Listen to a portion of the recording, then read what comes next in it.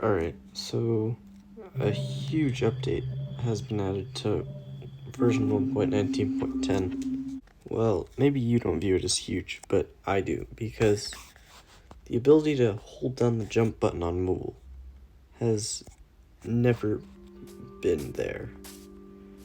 And it seems like for no good reason, because you're able to hold down the jump button, you just don't keep jumping. And it's like, why? But now, I can hold down the jump button and continuously jump. And I was like, wow, this is huge. Especially for a category called Reach Height Limit, which I'm quite familiar with, and is kind of the reason for my burnout at one point. But yeah, I was like, cool. This was like the hardest part about Reach Height Limit before. Having to build up and jump accurately the whole way up. But now I can just hold down the button like the controller and PC players can. So I did some runs, and I found something very interesting. So first I'm going to be looking at my PB and Reach Height Limit currently. So if you retime it,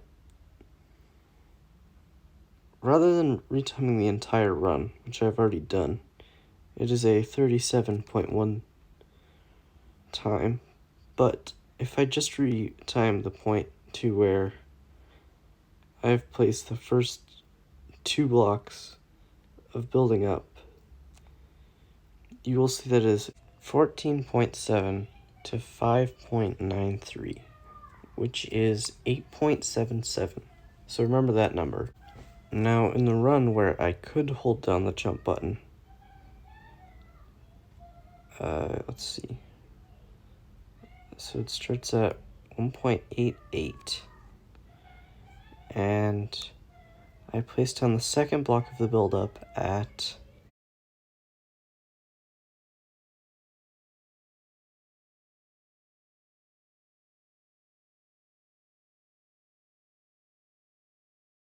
10.83. So 8.77 was the one before.